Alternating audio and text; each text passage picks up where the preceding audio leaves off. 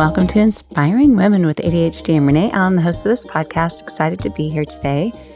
I am going to probably have a shorter episode today because I am recording before a class and I'm just fitting it in. And I had to tell myself it's okay to do this and have it be shorter. I have so much content that I want to talk about that finding the time to do it all in one chunk hasn't been working. So I'm going to implement one of the ADHD strategies I've talked about in the past is doing small steps, or even part of it is okay, even if that's not the goal or that's not the ideal. That's not exactly what we think is best. So here I go, practicing what I preach. Today's episode is going to start looking into the nervous system and how our bodies, minds, brains, everything is affected by ADHD, and how taking the approach of addressing the nervous system to help our ADHD symptoms will help, and how it's such a great approach. And on this podcast, there's a lot of things that I'm not an expert of. I'm not an expert on neuroscience. My youngest son just got his bachelor's degree in neuroscience. He's more of an expert. He's not a professional in this, but he's far more of an expert. And he gets straight A's in college. He understands and remembers everything he learns. I don't. I don't. I understand. I just can't uh, rephrase it, and I can't always recall. But I love to share how it applies to my life and the things that I do have a great understanding of, and that I do really well sharing, is how to tune into our bodies, how to reset our nervous system or regulate the nervous system to help what's happening in our brains and our bodies when things can frazzle us, and recognizing when we're frazzled. And frazzled may not be your definition of what's going on, but when your brain's not functioning at its peak, you probably know there's times when you're doing really well, you're getting a lot done, you're comfortable, you're just in this groove, and it's like, why is this working right now? And there's so many reasons. Sometimes it could be the time of the day. It can be your environment. It can be what you ate, what you drank. It could be if you exercised or not. But sometimes there are things emotionally that are going on or that we're sensing, and because of that, we don't even know it's happening, but we know that we feel different, and we know that we're not able to think clearly, perform very well. And I'm not talking about performing on a stage, although it could be that, but it could also just be holding your keys, holding your phone, grabbing your things, going out to the car and not dropping your phone, or not thinking, where are my keys, when they're in your hand. That's not functioning at peak level. But it is very real for a lot of us to not have that awareness and not know what's going on, and just not be able to perform and function in a way that it just is normal and everyday for everyone else. So let me find my notes. Oh my goodness. I've just been starting, I've been working at, I don't know why I use the words I use. I've been using a different browser that's not Google. I don't know if you've heard of DuckDuckGo, and this is not a commercial because I don't, have any ties to them, but I was just learning yesterday that there's a way to search without getting all the AI stuff at the top, because even with Google, it gives you the AI answers first, and a lot of times it'll give you a sentence of, "Here's the information," and you actually click on the link, and that information isn't anywhere. It's lying to you. It's telling you that that sentence is in there, and it's not. I don't know why that happens. I'm not anti-Google or anything, but I just know it's not serving me very well, and I know that AI is not always accurate. There's a good chance that it's not. It can usually when I have researched things with AI, I'll ask for the source and I'll click on the source and go there, but I could do that with, a different search bar too. So anyway, if you could do no AI DuckDuckGo, which I know sounds like a lot, it takes you to a different browser and you can find information that's actually from a source and not summarized or anything. So ADHD and the nervous system. It's kind of interesting because we think of our brains and ADHD as being a brain disorder or something that our brain was developed, and I've said this times on the podcast. Our brains were developed in a way at birth, neurodevelopmental disorder. ADHD is a neurodevelopmental disorder, and our brains were formed in a way, and they function or dysfunction, and that's what causes things not to be so simple, easy, or neurotypical, or normal, or uh, baseline that might work for somebody who doesn't have that, right? But I was talking to my son yesterday because I said, I saw the question, is ADHD a brain disorder or is ADHD a nervous system disorder? And he said, the brain is part of the nervous system. The brain, it's all connected. It is it is both. And that's what the article I was looking at was saying too. But it's just very interesting because it does say neurodevelopmental, right? It's the way the nervous system was developed, which includes the brain. The brain is part of the nervous system, and the spinal cord is part of the nervous system. And if you've heard of the polyvagal theory, which has a lot of merit, it's not scientifically proven, and that may or may not matter to some, but the polyvagal theory, the vagus nerve that goes through the spinal cord that's all connected, that stimulating that vagus nerve can help calm the nervous system. If that's exactly what's happening, whether or not that's happening, a lot of the things that they say to do to stimulate the vagal nerve are the things that calm the nervous system. If that's the reason for it or not, that's debated, but the cause and effect is still the same. Does that make sense? Like where because you're doing these things, it does calm your nervous system. And by calming your nervous system, you're in that sympathetic nervous system and it changes to the parasympathetic. Parasympathetic is the calm, the I can do things without um, feeling on edge or excited or anxious. And then the sympathetic nervous system is that fight, flight, freeze. There may be another one. It changes all the time. I'm just sitting here going through all my tabs from last night. It's like, why do I have all these open? Close, close, close, close, close. So do you ever do that where you're going through your tabs? I should have closed these last night, but I think I was just trying to get myself to stop s- stop going down a rabbit hole. Just close your computer because, like right now, I'm seeing all the tabs. Oh yeah, oh yeah, oh yeah. Okay, so the brain, the nervous system, all connected. I have seen just in my own studies, my own personal studies, and talking to other people, and going into what I've learned and studied as a yoga teacher, mindfulness, mindset, approach, and body. So backing up a little bit, interoceptive. Oh, gosh, I should have notes on this because I'm going to try to tell you. um, going to try to explain it to you in the way that I like to think of it, but I haven't really said it out loud before. But interoception is your ability to notice what's going on in your body. So if you're sitting here right now, your interoception would be noticing what you notice. I don't have to tell you what to notice. I can, as a yoga teacher, I can say, uh, you know, see if there's any tension in your face. That's something that I see it happen a lot. The shoulders on up go in and get, it's like something squeezing, squeezing, squeezing. So the shoulders come up and into the neck. We call this tension and it's coming in. And then in the face, we feel it coming inward. We see people with their mouths going when they're when they're mad and their mouth comes together, shoulders raise up. That's all that tension. So that might be something that you notice. What's happening in my shoulders? What's happening from my ears to my eyes? Does it feel like it's being pushed inward? And you can reverse that manually. You can also make it happen manually, but it's something that happens automatically with stress.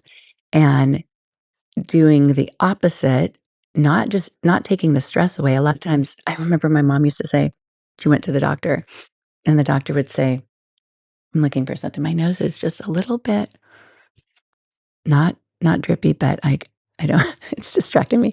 Anyway, she would say that she went to the doctor, and the doctor would say, "You need to have less stress in your life. You need to lower your stress." Well, for her, that was all fine and dandy, but she had 5 kids, 4 boys, me, a busy life, 2 families that she lived in the same town with, coordinating, going to different things, all the things that a mom would do. She was a stay-at-home mom at that time that she eventually taught middle school for a million years.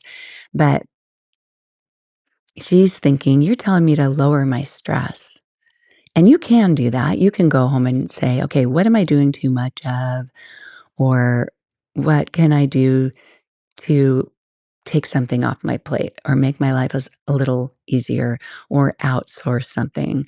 She wasn't really somebody that outsourced, but that's something that we think of more now. Somebody's saying, "Well, it's too much for me to clean my house every day." Well, I have enough money. I can budget to outsource. I can have somebody come in and clean. Or, I don't like dealing with traffic when I go to the grocery store. I'm going to outsource that. I'm going to get Target Circle or whatever it is and have my groceries delivered to me.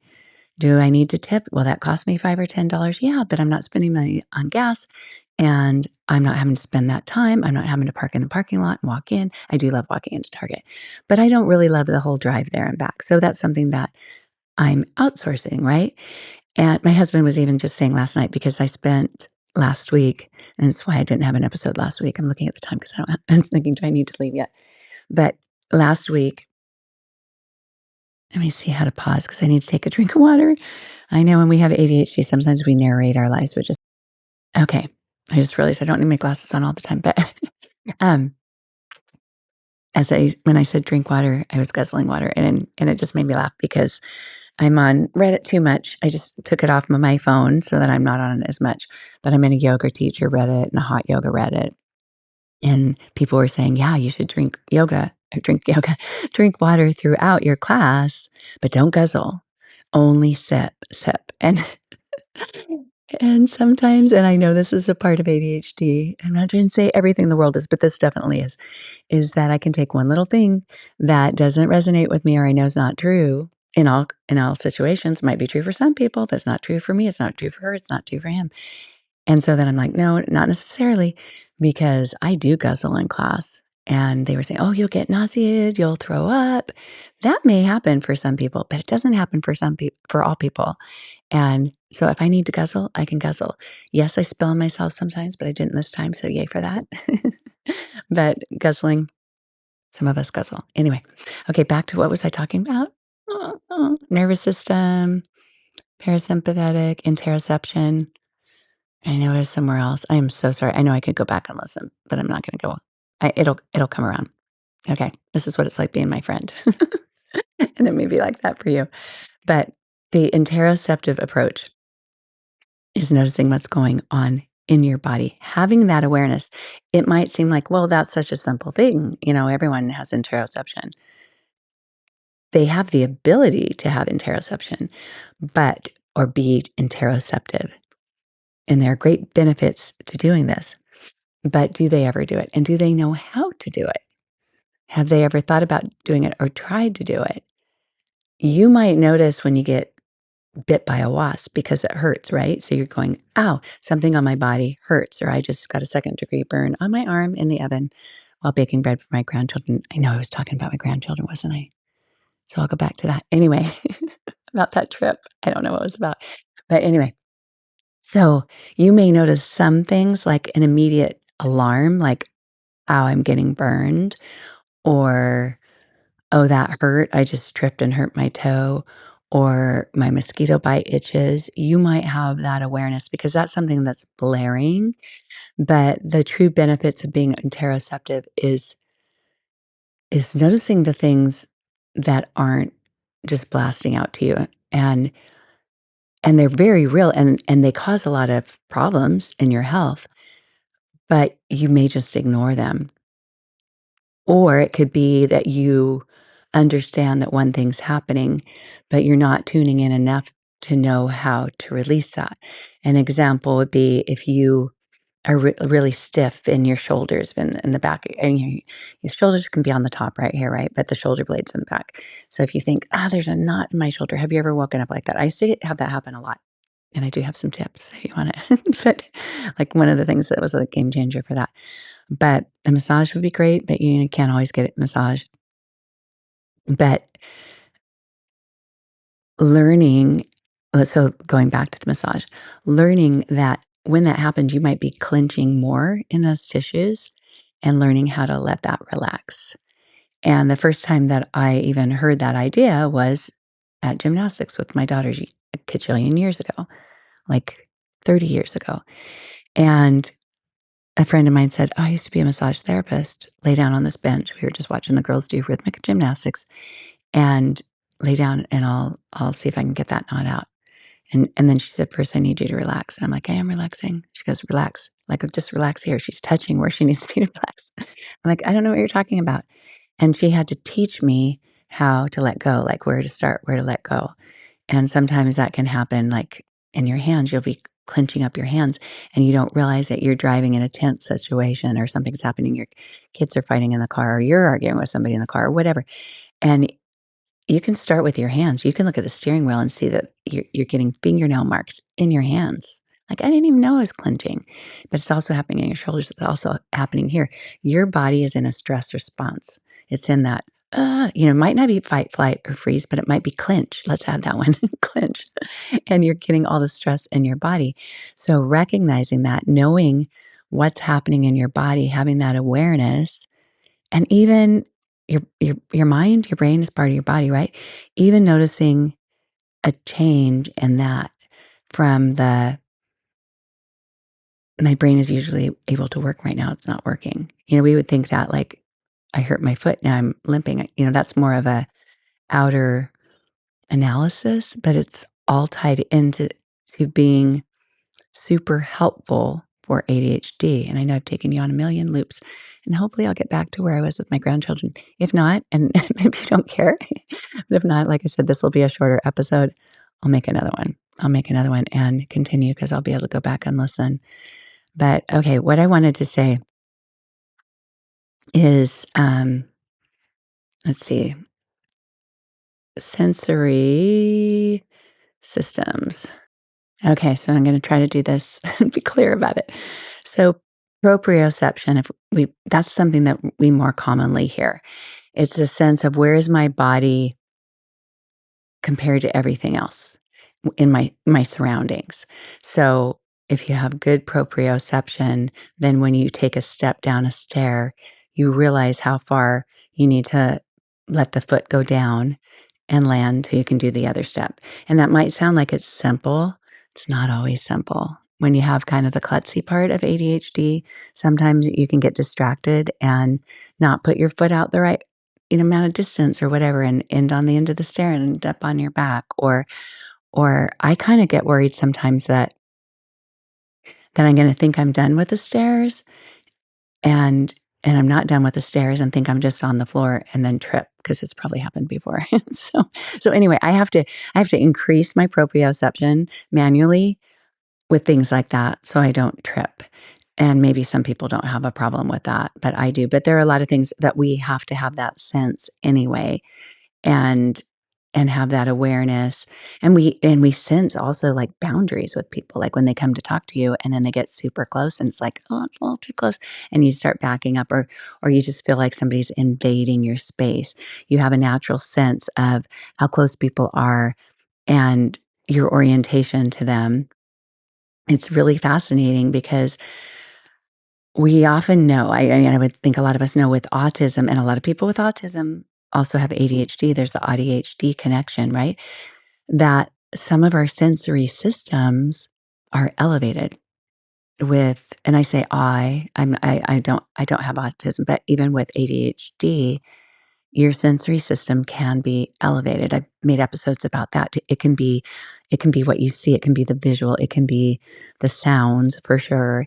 And so there are 8 sensory systems and one of them is interoception, the awareness of the inner workings of your body or the signals, or sometimes it's not the signals, it's just things that you wouldn't notice unless you were really paying attention. But there are other things that are signals besides, like, I'm getting burned or I'm itching or something. It could be I'm hungry, I'm thirsty, or even just a recognition of how you feel emotionally. A lot of times we feel a certain way emotionally, but we don't pay attention to it. And sometimes it's really obvious, like, I'm really sad. Or you could be in a conversation, you could be at lunch with friends or something and feel left out and just think, "I'm not enjoying this as much as I thought I would." And just not having a good time and realizing, if you really tune into it, I'm sad because I would really like to be connecting with this friend, but she's sitting over there and she doesn't even seem interested in me. And the rejection sensitivity can be elevated, but that can be an awareness of your emotions. There's also your awareness of the temperature and how your body feels with that. Have you gone swimming and you're just like, this water's really cold, and somebody else is like, it's not cold to me? We sense those things differently. We have a tolerance for it differently. I'm usually cold. My fingers are cold right now. If I had that little light up thing, that little light up map that you can see at a science museum or something, my fingers would be the dark, dark ones because they're so cold all the time. And I'm aware of that. And that can be distracting for sure. And then there's other systems, or like, my stomach hurts, all those things. It's an awareness of what's happening in your body. The proprioception is the awareness of your body in comparison to the surroundings. And then the other sensory systems you can think of, like hearing, seeing, smelling, tasting, touching. There's one more, and this is called vestibular. And oh, kinda interesting. So this has to do with your inner ear, and it's your balance. Some people get dizzier easier when they're on a ride at a theme park, or when they're on a boat and they're out on the ocean. My gosh, we went on a whale watching trip years ago, like 36 years ago. I went whale watching on very rough seas outside of San Francisco. Had I known that I could see the same whales just south of there, Moss Landing, Santa Cruz, Monterey, without going out in the ocean for 4 or 5 hours with horrible, choppy, huge waves, I would have done it, but it was before the internet, and somehow I found out about a whale watching trip where you go under the Golden Gate Bridge and out past the Farallon Islands, which granted was exciting because later when I watch nature shows, they always had the Farallon Islands, and that's where all the sharks are, and we got to go through the San Francisco Bay and under the bridge, which was fun. But my vestibular system, wait, let me see if I'm saying it. Vestibular system, I think that's how you say it. It is different than my husband's. He was saying, "Come up to the front of the boat. This is so exciting," because at the front, the boat was going up and down, like up 1 or 2 stories. I don't know. That's what it felt like to me. Really far up and really far down because it was going over these super choppy waves. And to me, that was not something that my body could handle. I was sick for hours afterwards. My sense of motion was different than his and what I need for balance. At Disney World, they have this ride in, Epcot that's where you can go and pretend that you're on a rocket and that you're getting launched, and I don't know what it's called, it's probably something launch, but, um, but it's an old ride, and I had been to Epcot quite a few times. I keep hitting the microphone, I hope it's not annoying to you, 'cause, I move my hands a lot. Um, but they have 2 options. You can go on the orange ride or the green ride, and one is more gentle for motion for people who have motion sickness, and the other one is like, "Do you wanna experience what it's like to be an astronaut?" So we chose the mellow one. I think it was the orange. I won't even go look into that because these are the kind of things that I'm like, I try to figure out, and while I'm talking to people, I think, not an important detail, but I did alright on it. At the end, when we were landing, it was a little jolty and I felt kinda sick, but thankfully it was at the end. But my son said he went on the I think the green one's the bad one? Could be wrong. one of my sons said, "Yeah, I've gone on the other one, and it's just fine." And the other one said, "I went on, it was the most horrible thing ever." So he has a different vestibular system of how the inner ear works. And what's fascinating is if your inner ear stops working, stops functioning properly, then you can get extreme vertigo. And you may have experienced this, but I had a woman in one of my yoga classes who stopped coming for a long time because she got extreme vertigo. And she said it was something about a crystal in her ear was dislodged and she had to do all these things. I mean, it was pretty bad, and I thought, "That sounds kinda like woo-woo, crystal in your ear." But then I kept hearing other friends that talked about it, so I don't know. I haven't looked into it.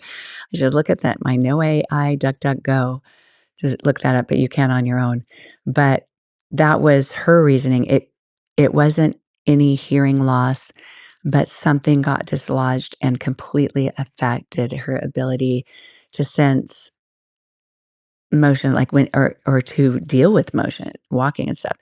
When I was, expecting my fifth child, my daughter now, who's something, I don't know, it was 1999, but I had a blood clot pass through my ear, which thankfully didn't go to my brain because that would be an aneurysm, right? But one day I was at Costco and I felt really dizzy and not like fall over dizzy, but just like my ears were buzzing. And something was weird and they were kind of plugging up and I thought something feels crazy.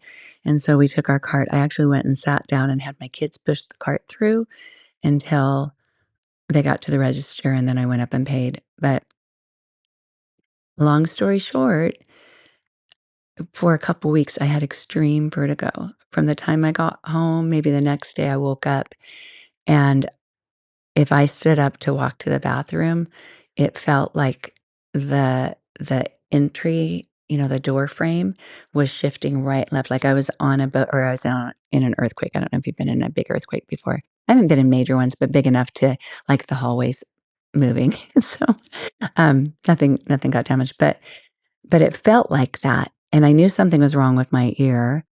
Couldn't go to the doctor to have anything fixed because I was pregnant, but they gave me an MRI later and found out what had happened after my pregnancy.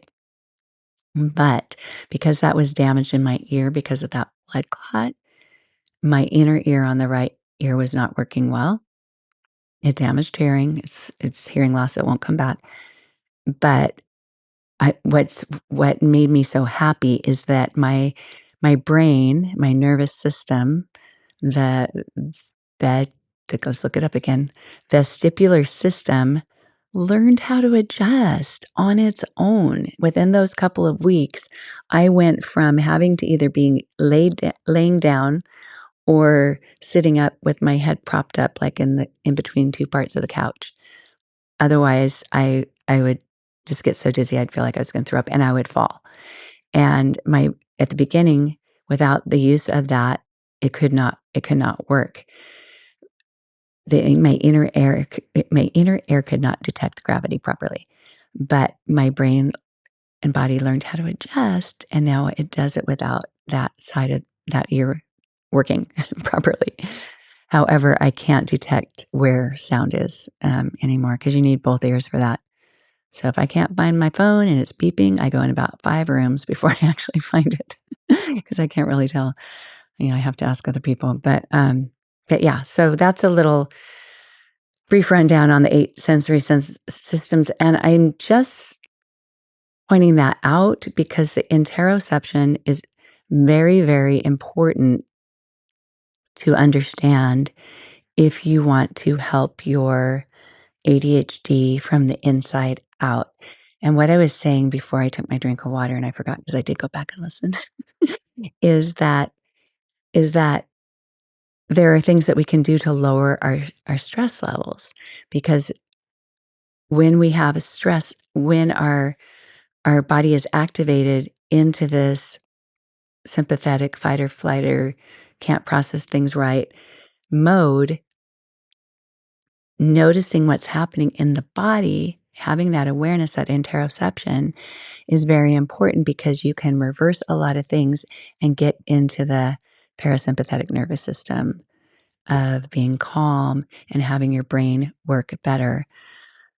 I really wanted to go farther with this, and I still can, but what I wanted to, let's see if this is the right article, is explain that with ADHD, not only is our brain different, but our nervous system activates differently than somebody who is neurotypical. And it's fascinating. I was reading the studies last night, and our nervous system can be more elevated at a normal state. And it's just the way we run. It doesn't mean we're always stressed, but it's elevated a little bit more. And let me see if I can find that. And it's even and it changes in the morning, it changes at night, which makes sense, right? Our body's rested at a different level, our brain might be functioning a different level. I've noticed it before, and I've advocated before of if you notice at a certain time of day, this is when you're better at doing that, then plan to do that time of the day. If you can work that into your schedule, because then you're giving yourself an advantage, right?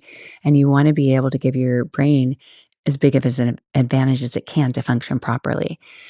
I think I'm gonna have to stop with this. I wanted to be able to explain it more because I don't know if you heard my alarm went off on my phone, and I tried to not react out loud.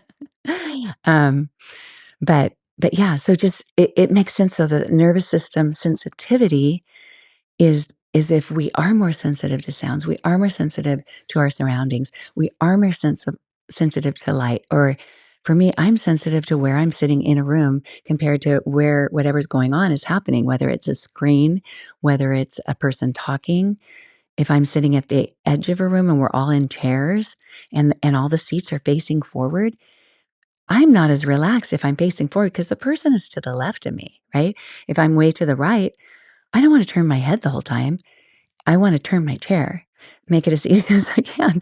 So all those things that are distractions to you and you think, "Why can't I just relax? Why can't I be like other people? Why can't I be okay sitting here and having this person with a hat in front of me and sure I can see what's happening on stage, but I see that hat.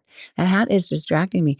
We have this sensitivity that is different than other people, and that can cause some stress, and so we're not able to enjoy our situation. Or we're cold and we're not as comfortable and somebody else is like, "Yeah, I'm cold too. Get over it." And you're like, "But no, I can't get over it. I can't get over it. I'm not having a good time. I wanna leave. I wanna bolt."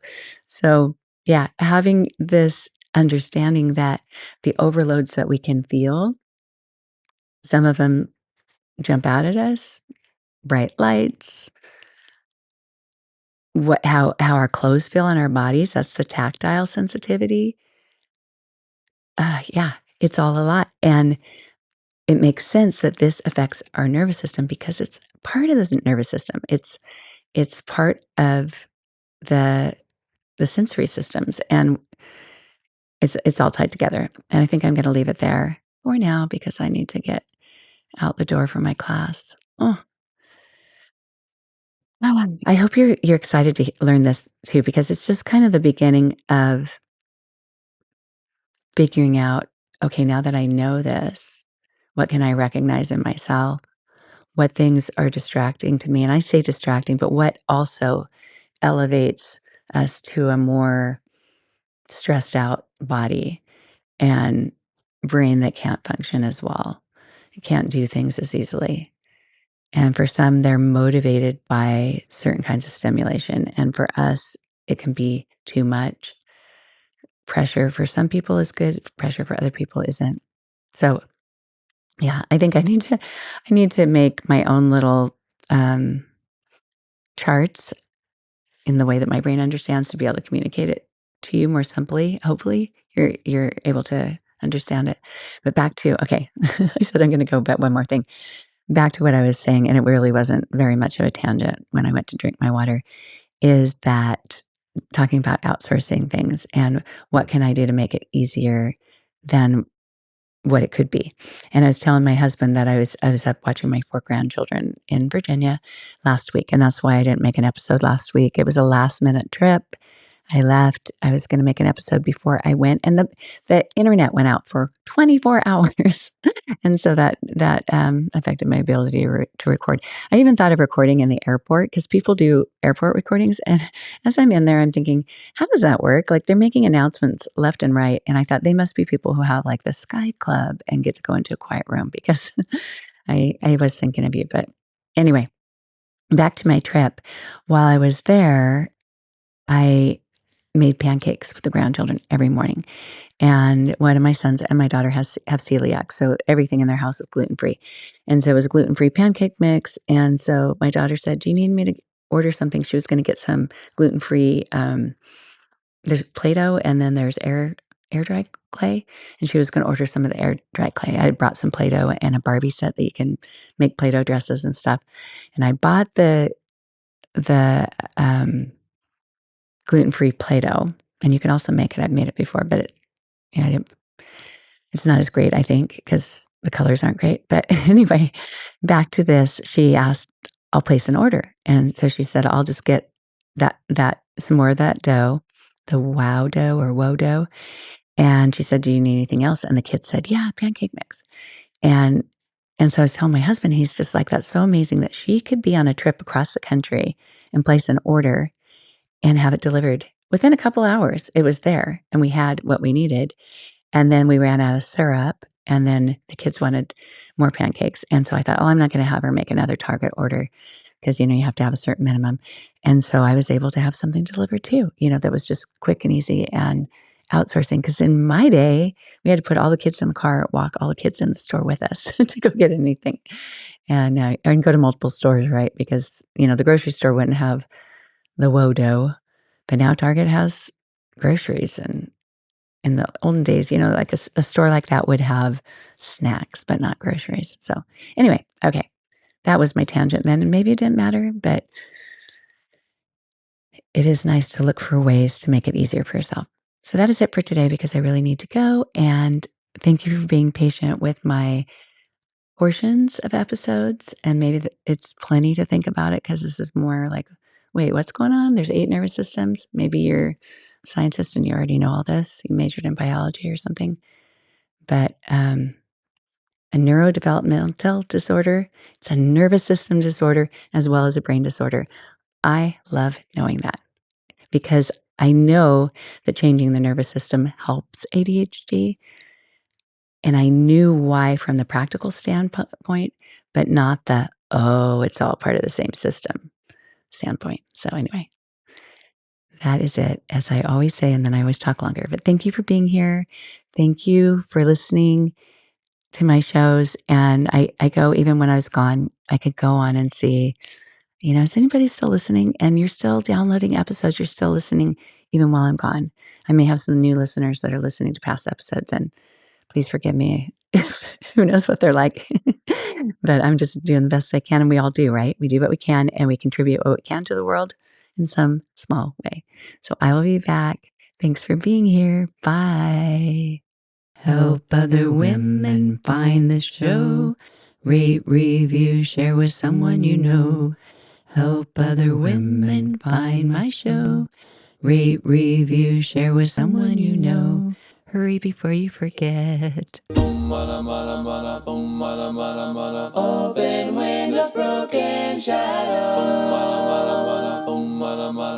Frozen dreams are left for tomorrow. Without a cause.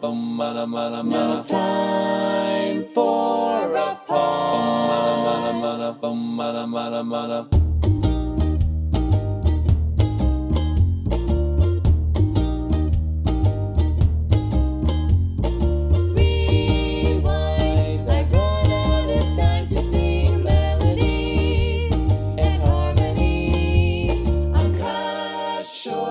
The silence of sound has yet been found, but not by me.